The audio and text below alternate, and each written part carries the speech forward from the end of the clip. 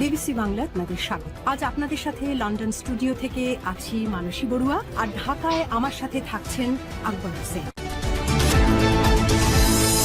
বাংলাদেশের সর্বশেষ গুরুত্বপূর্ণ আপডেট সংবাদে আপনাকে স্বাগত। শুরুতেই সংবাদ শিরোনাম, পরে বিস্তারিত।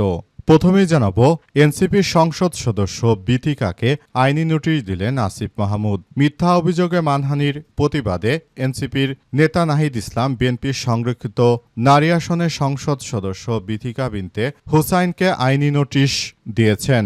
আজ আসিফ মাহমুদ বিষয়টি তার নিজের ভেরিফাইড ফেসবুকে এক পোস্টে নিশ্চিত করেছেন। পোস্টে অভিযোগ করা হয়, জুলাই গণ অভ্যুত্থানের পর থেকেই পরাজিত ফ্যাসিস্ট শক্তি এবং রাজনৈতিক স্বার্থে কিছু স্বার্থন্বেষী মহল নিয়মিতভাবে গণ অভ্যুত্থানের নেতাদের বিরুদ্ধে নানারকম অপপ্রচার ও চরিত্র হননের চেষ্টা করে যাচ্ছে।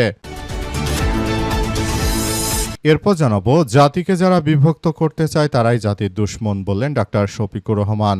বাংলাদেশ জামাত ইসলামের আমির ডাক্তার শফিকুর রহমান জানিয়েছেন, জাতিকে বিভক্ত করার যে কোনো অপচেষ্টার বিরুদ্ধে সবাইকে ঐক্যবদ্ধ থাকতে হবে। মত রাজনীতিতে ভিন্নতা থাকতে পারে, তবে জাতীয় স্বার্থের প্রশ্নে সবাইকে এক কাতারে দাঁড়াতে হবে। এদিকে র্যাব বিলুপ্তি করে আনা হচ্ছে নতুন বাহিনী। দীর্ঘ 2 দশকেরও বেশি সময় ধরে আলোচিত ও সমালোচিত র্যাপিড অ্যাকশন ব্যাটালিয়ন র্যাব বিলুপ্ত করে স্পেশাল রেসপন্স ব্যাটালিয়ন বা এসআরবি নামে নতুন বাহিনী গঠনের উদ্যোগ নিয়েছে সরকার। নতুন আইনে বাহিনীর দায়িত্বে বড় ধরনের পরিবর্তন না থাকলেও জবাবদিহি ও স্বচ্ছতা নিশ্চিত করতে অন্তর্ভুক্ত করা হয়েছে বেশ কয়েকটি নতুন বিধান। এবারে জানাবো, জামাত এনসিপির পতন শুরু হয়েছে, বললেন রাশেদ খান। প্রধানমন্ত্রী রাজনৈতিক সহকারী মোহাম্মদ রাশেদ খান জানিয়েছেন যে জামাত ইসলাম ও এনসিপির পতন শুরু হয়েছে, সামনে আরও পতন হবে, আপাতত আপনাদের পতন সামলান। জানাবো, ছিনতাইকারীদের হামলায় উগান্ডার ফুটবলার নিহত।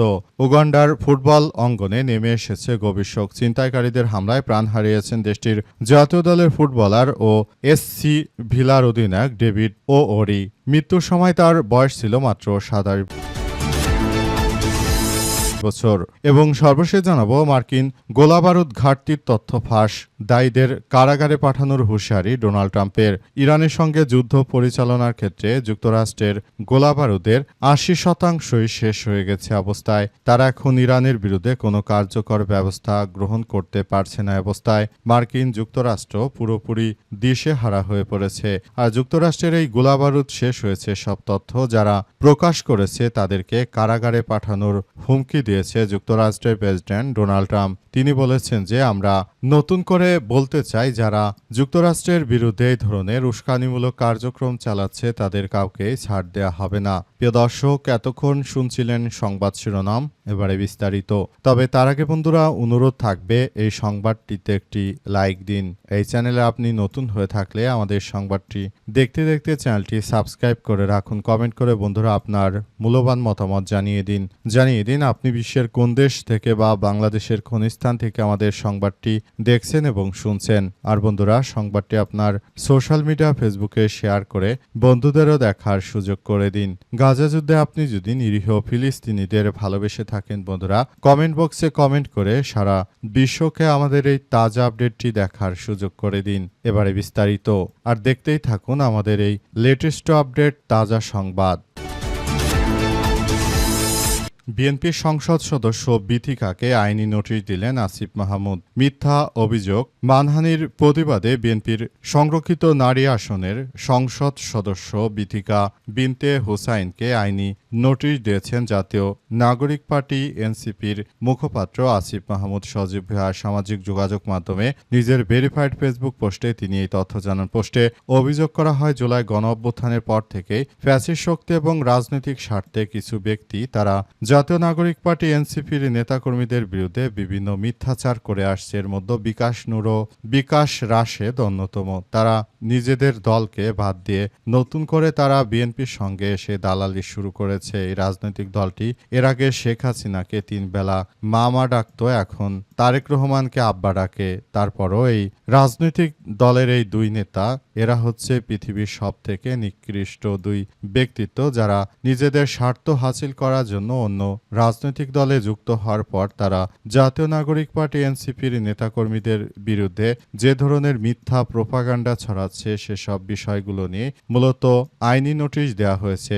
সাবেক উপদেষ্টা আসিফ মাহমুদ সজীব ভুঁইয়া তিনি যখন উপদেষ্টা ছিলেন তখন শোনা গেল যে তার ব্যাংকে এত টাকা অত টাকা, তিনি বিদেশে এত পাচার করেছেন, অথচ তিনি বর্তমানে দেশে রয়েছেন এবং তার ব্যাংক হিসাব জনগণের সঙ্গে সামনে উন্মুক্ত করেছেন। তার ব্যাংকে কই 1 টাকারও কোনো গরমিল পাওয়া যায়নি। অথচ এই রাশেদ ও নূরের মতো এই কুখ্যাত ব্যক্তিরা তারা আসিফ মাহমুদ সজীব ভুঁইয়ার চরিত্র নিয়ে অনেক কথাবার্তা বলেছিল। শেষ পর্যন্ত উপদেষ্টা আসিফ মাহমুদ সজীব ভুঁইয়া তিনি নিজে যে নিরাপদ এবং নিজে কোনো চরিত্র কলঙ্কের সঙ্গে তার চরিত্র কোনোভাবে দায়ী নয়, সেসব বিষয় তিনি জনগণের সামনে স্পষ্ট করতে পেরেছেন, সেটি তার জন্য বড় পাওয়া। জাতিকে যারা বিভক্ত করতে চায় তারাই জাতির দুশ্মন বললেন ডাক্তার শফিকুর রহমান। বাংলাদেশ জামাত ইসলামের আমির ডাক্তার শফিকুর রহমান জানিয়েছেন যে বাংলাদেশি জাতি হিসেবে আমরা একসঙ্গে মিলেমিশে থাকব, এটাই আমাদের একটি রাষ্ট্র এবং একটি নতুন বাংলাদেশ গড়ে তোলার মধ্য দিয়ে আমাদের সবাইকে এগিয়ে যেতে হবে। কিন্তু আমরা দেখতে পাচ্ছি যে পালিয়ে যাওয়া স্বৈরাচারে ফ্যাসিস্টের মতো দেশের রাজনীতিতে কিছু দুশ্মন রয়েছে, তারা আমাদের প্রতিনিয়ত নানাভাবে উস্কানিমূলক কথাবার্তা বলা কিংবা নানাভাবে আমাদের নেতাকর্মীদের উপর হামলা করার মধ্য দিয়ে তারা নিজেরাই যে স্বৈরাচার সেটি প্রমাণ করার চেষ্টা করছে। তিনি বলেন, আমরা দলমত নির্বিশেষে স্বৈরাচার ফ্যাসিস্ট পালিয়ে যাওয়া দুষ্কৃতকারীদের বিরুদ্ধে সবাইকে ঐক্যবদ্ধ করার যে মিশনে নেমেছি, ইনশাআল্লাহ আমরা ভবিষ্যতের দিকে আমরা একটি নতুন ও সমৃদ্ধির রাষ্ট্র কাঠামো গড়ে তুলতে পারব। কিন্তু আমরা দেখতে পাচ্ছি যে আমাদের নিজস্ব দলের মধ্যে কিছু দুষ্কৃতকারীরা ঢুকে পড়েছে, তারা পালিয়ে যাওয়া স্বৈরাচারের দোসরদের মতো আচরণ করছে। তারা দিলওয়ার হোসেন সাঈদীর মতো একজন মুফাসসিরে কোরআনের মুখে কিভাবে জুতার আঘাত করেছে, সেটা তাদের মানবতা আসলে গেল কোথায়। আমরাও তো রাজনীতি করি, কিন্তু আমরা কখনোই আসলে এই ধরনের কার্যক্রম আমরা চালাইনি। আমরা আসলে দেশটাকে একটি সুন্দর ও সমৃদ্ধির একটি নতুন বাংলাদেশ হিসেবে গড়ে তুলতে চাই, আর এই রাষ্ট্র কাঠামোকে আমরা একটি ভালো অবস্থানে নিয়ে যেতে চাই বলে জানিয়েছেন বাংলাদেশ জামাত ইসলামের আমির ডাক্তার শফিকুর রহমান। তিনি মনে করেন বাংলাদেশটাকে একটি ভালো অবস্থানে নিয়ে যেতে হলে সবাইকে আরও বেশি দায়িত্বশীল ভূমিকা পালন করতে হবে। দেশটাকে সবাই মিলে একটি সুন্দর ও সমৃদ্ধির একটি নতুন বাংলাদেশ গড়ে তোলার মধ্য দিয়ে আমরা সবাই আসলে এগিয়ে যেতে চাই। তারই ধারাবাহিকতায় দেশটাকে আমরা একটি সুন্দর ও সমৃদ্ধির একটি আধুনিক রাষ্ট্র কাঠামোয় গড়ে তুলতে চাই বলে জানান তিনি। র্যাব বিলুপ্তি করে আনা হচ্ছে নতুন বাহিনী। দীর্ঘ 2 দশকের বেশি সময় ধরে আলোচিত সমালোচিত র্যাপিড অ্যাকশন ব্যাটালিয়ন র্যাব সদস্যদের এবার বিলুপ্তি করার পালা এসেছে। কারণ দীর্ঘ শেখ হাসিনার স্বৈরাচারের শাসনামলে এই স্বৈরাচার সরকার ক্ষমতা আসার পর থেকে র্যাবের সদস্যরা যেভাবে গুম ও খুনের সঙ্গে জড়িত হয়ে পড়ে, বিশ্বর মানবাধিকার সংগঠনগুলো অনেক উদ্বেগ প্রকাশ করে। এমনকি শেখ হাসিনার সময় তৎকালীন সময় র্যাবের যিনি প্রধান ছিলেন বেনজির আহমেদ, তাকে নিয়ে এমন চাঞ্চল্যকর তথ্য সামনে আসে যে তখন র্যাব বিলুপ্তির প্রশ্ন ওঠে। এমনকি যুক্তরাষ্ট্রের নিষেধাজ্ঞার তালিকায় চলে আসে কুখ্যাত সন্ত্রাসী বেনজিরের নাম। এরপর শেখ হাসিনা দীর্ঘদিন পর 2024 সালের 5 আগস্ট পালিয়ে যাওয়ার পর র্যাব বিলুপ্তির অনেক কথা ওঠে। কিন্তু অন্তর্বর্তীকালীন সরকার তৎকালীন সময় ক্ষমতায় থাকার কারণে তখন রাজনৈতিক দলগুলোর সঙ্গে মতানৈক্য দেখা দেয় এবং র্যাব সদস্যের বিলুপ্তর যে কথাবার্তাটি ছিল সেটি আপাতত স্থগিত হয়ে যায়। তখন নতুন করে সেটি নেয়ার কথা না বললেও বর্তমান সরকার ক্ষমতা আসার পর র্যাব সদস্যদের বিলুপ্ত করার জন্য নতুন করে তারা আবার উদ্যোগ গ্রহণ করতে শুরু করেছে। বর্তমান সরকার যে উদ্যোগ নিয়েছে তাতে র্যাব সদস্যদের বিলুপ্তি করে নতুন করে স্পেশাল রেসপন্স ব্যাটালিয়ন বা SRB নামের নতুন বাহিনী গঠনের উদ্যোগ নিয়েছে সরকার। নতুন এই বাহিনী জবাবদিহিতার আওতায় থাকবে এবং কেউই জবাবদিহিতার বাইরে যেতে পারবে না। এসব বিষয়গুলোকে মাথায় রেখেই মূলত এই ধরনের একটি বাহিনী গঠন করা হচ্ছে। জামাত এনসিপির পতন শুরু হয়েছে বললেন রাশেদ খান।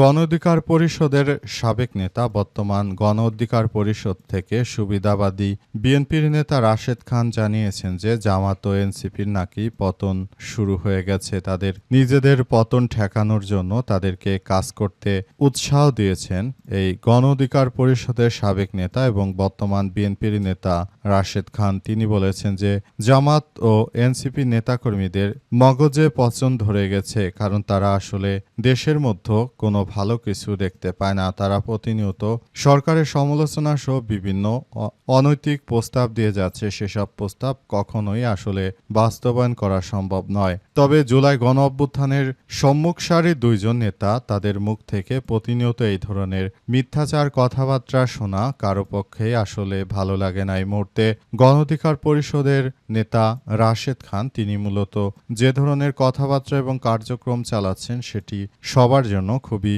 এক বিপজ্জনক অধ্যায় হিসেবে আবির্ভূত হচ্ছে, কারণ তিনি মূলত নিজ দেশের মধ্যেই নিজের স্বার্থ হাসিল করার জন্য, এখন বিএনপি যেহেতু ক্ষমতায় এসেছে, তাদের স্বার্থ হাসিল করার জন্য প্রতিনিয়ত তিনি পাগলের প্রলাপ বকেন। দেশের জনগণ তার প্রতিটি কথায় ট্রোল খুঁজে পেয়েছে।